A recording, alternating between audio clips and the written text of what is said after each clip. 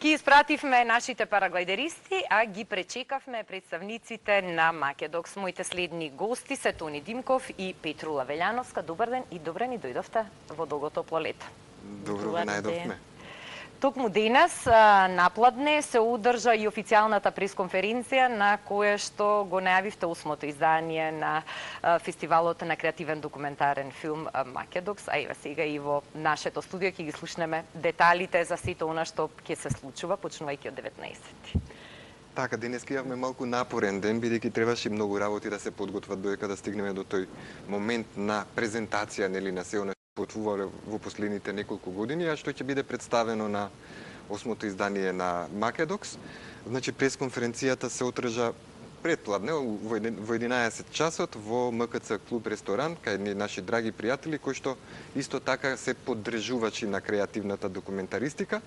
И тоа беше пресконференција на која што дел од екипата, меѓу кои колешката Петрула, значи заедно со Петра Селишкар, што е селекторка на филмската програма, и Дарко Набаков, кој што ќе ја води годинава студентската програма, беа изложени практично сите детали што се предвидени да се случат од 19 до 25 на Македокс.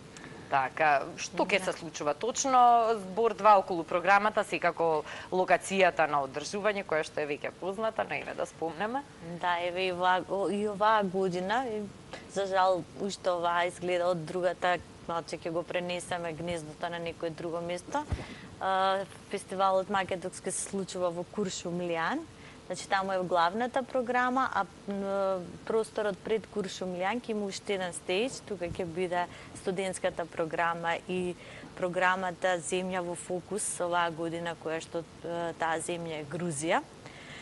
Инаку, покрај, мислам, нели, креативните документарни филмови, кои се оваа година 68 на број, ќе имаме и две работилници. Едната работилница е за визуелна нарација, а другата работилница е наречена камера обскура. Зошто толку тие две работилници оваа година сме одлучиле?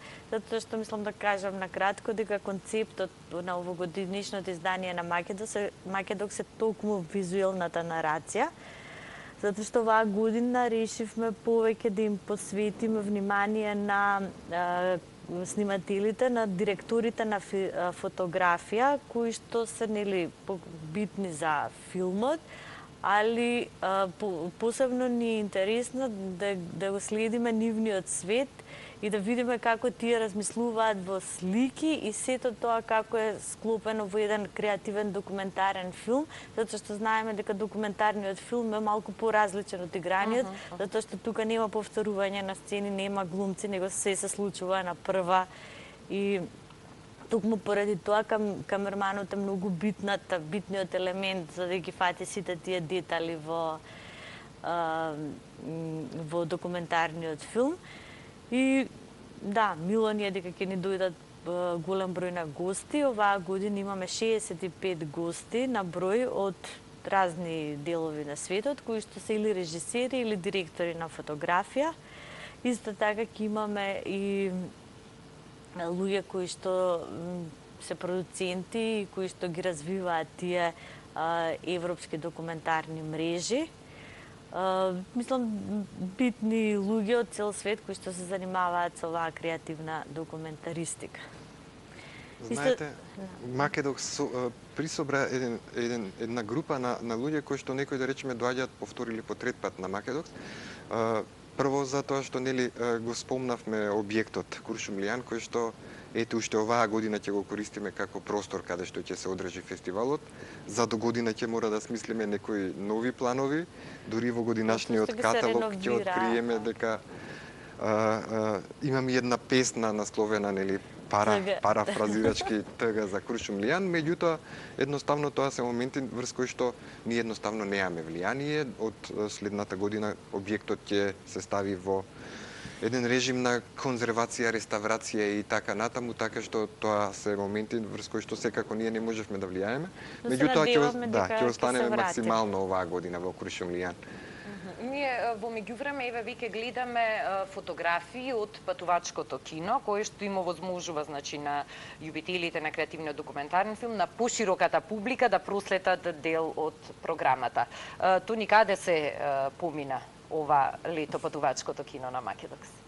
Битно е да се нагласи дека патувачкото кино на Македокс е неразделив дел од фестивалот, бидејќи тоа што се случува во текот на 7 дена фестивалски дена во Скопје, во Крушумлијан, нешто слично се обидуваме да пренесеме во мали села, најчесто планински села, со мал број на жители, кои што дури никогаш немале, да речеме, оваа фотографија покажува како се поставува филмското платно сред село. Значи, луѓе кои што немале можност да видат кино. Ние се обидуваме, да речеме, таа магија што ја чувствуваме ние како филмофили во Крушумлијан, истата таа магија да ја пренесеме на тие широки полјани каде што се инсталираме во текот на летото, обично во јули. И најчесто одиме во 8 до 10 места. Оваа година бевме во регионот на Порече. За жал, откако се вративме од Порече се случаа некои други овакви информации, нели таму се случува и пожарите, нели претходниве 10 дена пред да паднат дождовите. Ние бевме токму во селата Брест, Косово, каде што наидовме на многу питоми, многу гостољубливи луѓе кои што едноставно од една страна беа збунети што правиме ние таму во нивното село, затоа што едноставно токму до овие села беше неверојатно тешко да се стигне со возило. До одреден дел патот е асфалтиран, меѓутоа нагоре продолжуваат стрмни и тесни патчиња, кои што едноставно е тешко да се извозат со возило, освен со нели џип, а ние немавме нели не бевме подготвени за тоа, меѓутоа луѓето би изненадени кога не видоа горе 15 на луѓе како им поставуваме кино. Така, и какви се нивните реакции по тоа? После проекциите. Бидејќи станува збор за мали места каде што најчесто целото село се собира на сред село, или ако да речеме во дел од селата сме на сред село, некаде сме во дворот на црквата, некаде сме во школскиот двор. Меѓутоа каде и да сме, цело село се собира, особено затоа што да речеме во тие село останале по 30-40 жители да живеат и едноставно дури во мислам селото Девич беше исто се таму 40 на постојани жители, нели, кои што живеат во текот на целата година. И дури онака рекоа како значи има и празници, и нови години, и слави и се што, меѓутоа вие успеавте после 30 години да не соберете цело село на едно место. Така што такви се реакциите. Љубопитни се они, љубопитни сме и ние. Понекогаш се трудиме и они да ни готват со нивни производи, па ние одиме на ручек во некои села и така се договараме со нив за подобро да се запознаеме, па посам оди проекцијата.